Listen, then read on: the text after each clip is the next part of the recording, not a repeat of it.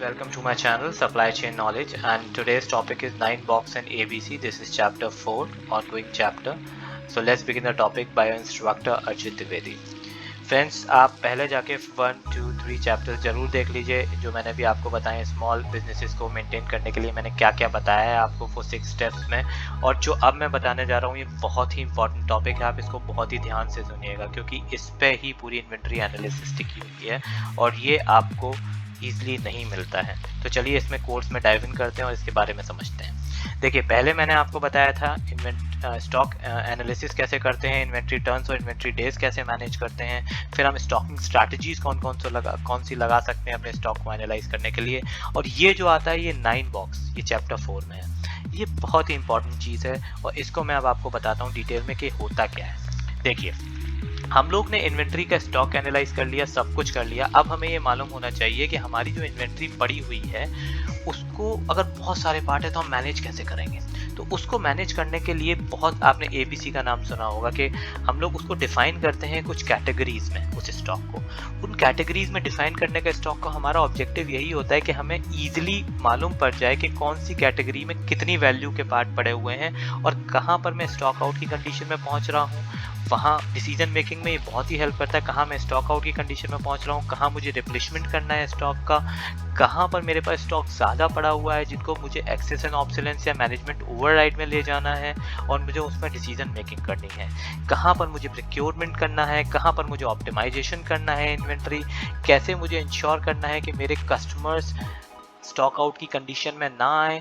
इन सारी चीज़ों को इम्पोर्टेंस बहुत ज़्यादा होती है एक बिज़नेस को रन करने में, कैश फ्लो को मेंटेन करने में और स्पेशली अपने कस्टमर को रिटेन करने में। क्योंकि अगर एक आपका बताते हैं कि अगर आपने ये 4 बार अपने कस्टमर को डिससेटिस्फाई कर दिया स्टॉक आउट कंडीशन की वजह से तो वो स्विच कर जाता है आपके कंपटीशन पे। और ये 4 वाली थ्योरी तो बहुत पुरानी है, आजकल तो इतने मार्केट में ऑप्शन है कि एक बार आपकी गलती आई तो आपका कस्टमर स्विच कर जाएगा। तो सोचिए, ये स्ट्रैटेजी आपको वो बताने वाला है ये टूल ये सारी प्रॉब्लम आपकी बहुत ही ईजिली ख़त्म कर देगा। पहले आप इसको मैनुअली अप्लाई करिए, फिर धीरे धीरे अगर आप इसको सिस्टम के थ्रू कर लेंगे तो समझ लीजिए आपका बिजनेस सक्सेस होने में कोई नहीं रोक सकता है। चलिए आगे चलते हैं। ABC जो मैंने यहाँ पर डिफाइन रखा है, मान लीजिए हमने कोई स्टॉक है उसको A, B और C में कैटेगराइज कर लिया, ठीक है। A का मतलब हो गया जो पार्ट मेरे पूरे साल में, इसको A, B, C में मैंने ये डिफाइन किया कि A जो मेरे पार्ट हैं पूरे साल भर में सबसे ज़्यादा बिकते हैं, इनकी सबसे ज़्यादा बिकते हैं। जो B वाले पार्ट हैं वो A से थोड़े कम बिकते हैं, जो C वाले पार्ट हैं वो उससे कम बिकते हैं, ये स्लो मूवर्स हैं। तो A को मैंने बोल दिया रनर्स जो बहुत ही फास्ट हैं, B जो हो गए वो रिपीटर्स मैंने बता दिया और C जो हो गए वो स्लो मूवर्स हो गए। तो जो A होते हैं, अगर मैं इसको बहुत सारी कंपनी अलग अलग तरीके से अप्लाई करती हैं। कुछ इसको फ्रीक्वेंसी ऑकरेंस टर्म्स में मानती हैं पूरे साल भर में कि वो साल भर में पर मंथ कितना कितना बिका है, उसकी फ्रीक्वेंसी क्या हर एक महीने बिक रहा है, 5 महीने बिका लगातार, 6 महीने बिका।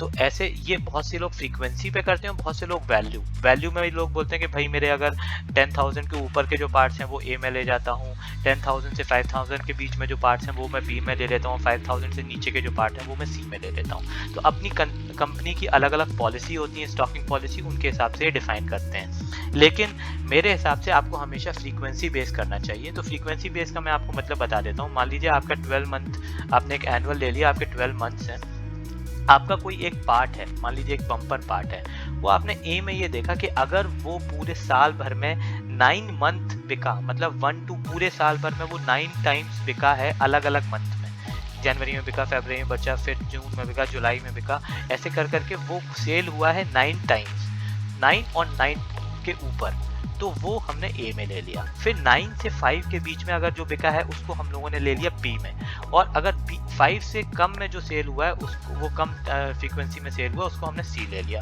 ऐसे हमने पूरे स्टॉक जो था हमारे पास स्टॉक एनालिसिस में, हमने सारे स्टॉक के आगे ABC डिफाइन कर लिया। मान लीजिए मेरे पास अभी 3 पार्ट नंबर हैं, ऐसे बहुत सारे पार्ट नंबर्स आपके पास हो सकते हैं। तो उन पार्ट नंबर्स के आगे मैंने ABC, A 2 bar A 3 bar C, इसी फ्रीक्वेंसी के हिसाब से एनुअल आपने देख लिया कि एनुअल कंजप्शन में किस किस मंथ में वो बिका है, तो आपने उसको ABC में मेंटेन कर लिया। तो ये तो आपने सारे स्टॉक में ABC तो आपको पता लग जाएगा कि भाई मेरे अगर 45 पार्ट्स हैं तो 20 पार्ट्स मेरे A में लाई कर रहे हैं, 15 पार्ट्स मेरे B में कर रहे हैं और रेस्ट जो 10% है वो मेरे C में कर रहे हैं। तो मुझे सबसे ज़्यादा A वालों पे ध्यान देना है, और क्योंकि वो मेरे रेवेन्यू में सबसे ज़्यादा कंट्रीब्यूट कर रहे हैं, वो मुझे प्रॉफिट दे रहे हैं, उनके कस्टमर सबसे ज़्यादा एसोसिएटेड है मेरे साथ और वो सबसे ज़्यादा सेल हो रहे हैं, तो उनको मुझे स्टॉक आउट कंडीशन में नहीं आना चाहिए। तो उनके लिए राइट टाइम पे मुझे ऑर्डरिंग करनी है, उन पर ज़्यादा ध्यान देना है, उन पर ज़्यादा फोकस करना है। दूसरा, और इसको एक्यूरेसी लेवल में लेके आने के लिए, जिससे आप ऑर्डरिंग जो कर रहे हैं उन पार्ट्सों की सही कर पाएँ, इनके लिए आप XYZ डिफाइन करते हो। XYZ बेसिकली क्या होता है कि मैं आपको, देखिए ये तो स्टैंडर्ड डेविएशन की मीन पे डिफाइन होता है, लेकिन मैं आपको इसको सिंपल टर्म्स में बताता हूँ कि आप इसको डिफाइन कैसे कर सकते हैं। इसको डिफाइन करने का सबसे अच्छा तरीका ये है कि ये अगर मान लीजिए आपका कोई एक पार्ट है, वो एवरेज आपने 12 मंथ में वो 500 या 1200 बिका, तो आपने डिवाइड बाई 12 किया उसको, तो 100 पर मंथ उसकी एवरेज आ रही है। तो ये एक तरह का एवरेज है, एवरेज मीन। एवरेज मीन आपने डिफाइन कर लिया, और फिर आप एवरेज मीन के हिसाब से देखेंगे कि ये मेरा जो बम्पर है, अगर मेरा यहाँ पर Y है या मेरा लाइट जो है वो अगर मेरा X है यहाँ पर, तो वो 100 के कितना ज़्यादा वेरिएंस कर रहा है। ऐसा तो नहीं एक मंथ में वो सेल हो जा रहा है 500, फिर एकदम से वो 100 पे आ जा रहा है, तो उसमें फ्लक्चुएशन कितना है ये बताते हैं XYZ। तो अगर कम फ्लक्चुएशन होगा तो X होगा, उससे थोड़ा ज़्यादा हुआ तो Y होगा, उससे ज़्यादा हुआ तो Z होगा। तो ये आपको बताता है XY। तो ये बॉक्सेस ये बताते हैं कि ये A पार्ट जो है ये बहुत ज़्यादा बिकता है, 9 टाइम से ज़्यादा एक साल में बिक रहा है, ये सेल हो रहा है, और इसमें वेरिएंस भी बहुत कम है। ये जितना एवरेज मंथ में कंजप्शन इसका आता है उतना ही X आ रहा है। तो जो मेरे ग्रीन हाईलाइटेड जो मैंने यहाँ पर किए हैं, ये आपके लिए एक तरह से रनर्स होते हैं। इन पे आपको इंपॉर्टेंस इनको ज़्यादा देनी है, जिससे आप इंश्योर कर पाए you have right product in your stock and you pay more focus on them to ensure that they do not go in the stock out condition. So you have to manage them accordingly. तो इन पे आप ज़्यादा ध्यान देंगे तो आप importance इनकी पता लगा पाएंगे और आपका एनर्जी ज़्यादा वेस्ट नहीं होगी, क्योंकि यही ज़्यादा पार्ट्स हैं जो आपके 70 to 80% बिजनेस को कंट्रीब्यूट करते हैं। यहाँ पर एक तरह से पैरेटो प्रिंसिपल भी लगता है ABC की कैटेगरी में, जब एनालाइज करते हैं कि जो आपके 10 पार्ट्स जो 30% जो 20% पार्ट होते हैं वही आपका 80% रेवेन्यू लेके आते हैं, और जो 80% पार्ट होते हैं वो आपका 20% रेवेन्यू लेके आते हैं। तो आपको 20% पार्ट को टारगेट करना है, जिससे आपकी एनर्जी भी कम लगे, आप अपने कस्टमर्स को भी सेटिस्फाई कर पाएँ और आप अपने रेवेन्यू को भी मेंटेन कर पाएँ और आगे ग्रो भी कर पाएँ। तो ये एक तरह का 9 बॉक्स एनालिसिस होती है। अब मैंने यहाँ पर आपको ये बताया है कि देखिए इसको कैसे मैनेज करना है। जैसे बम्पर लाइट स्क्रू है, इसमें मैंने ABC डिफाइन कर लिया, फिर मैंने यहाँ पर इसके आगे XYZ डिफाइन कर लिया, इसके आगे मैंने बॉक्स बता दिया। तो ये बम्पर मुझे बता रहा है कि जो A मेरा पार्ट है बम्पर, ये मेरा बहुत ज़्यादा सेल होता है पूरे साल भर में, 9 टाइम से ज़्यादा होता है, लेकिन ये इसका वेरिएंस जो है वो Y है, मतलब ये थोड़ा बहुत फ्लक्चुएट होता है।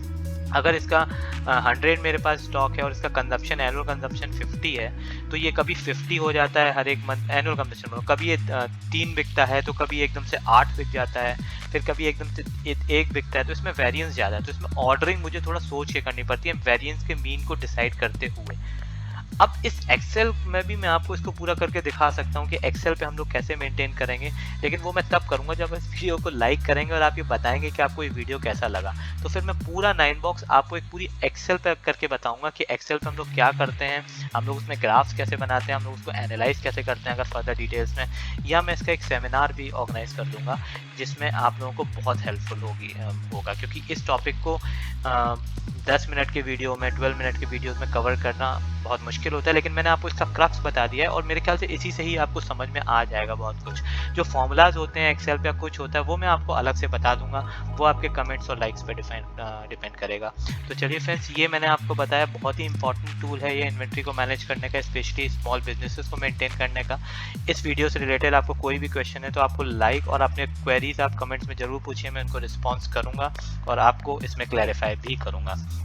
चलिए, आप मेरे वीडियो को लाइक और सब्सक्राइब ऐसे ही करते रहिए। अब चैप्टर 4 में मैंने आपको जो भी बताया है उसका एक रोड मैप बताऊंगा और एक्शन प्लान बताऊंगा कि आप उसको कैसे मैनेज कर सकते हैं अपने स्मॉल बिजनेसेस में, अपनी मैन्युफैक्चरिंग फॉर्म में। तो thank you guys for your time and I am sure that these are very important things और these steps which I am telling you, this will repay you, and I'm sure that अगर आप इनको थोड़ा सा भी दिमाग लगा और थोड़ा सा भी ध्यान से 3-4 बार देखेंगे तो आपको ये कॉन्सेप्ट समझ में आ जाएंगे, क्योंकि मैंने बहुत ही ईजी लैंग्वेज में इनको बताया है। तो चलिए, आप मेरे चैनल को लाइक एंड सब्सक्राइब करिए ऐसे ही, जिससे मैं आपको पूरा कंटेंट देता रहूँ। और आप मेरी लिंक्स में जाके बुक्स जरूर चेक करिए, वो बहुत अच्छी बुक्स लिखी हैं, उसमें कंटेंट बहुत अच्छा है।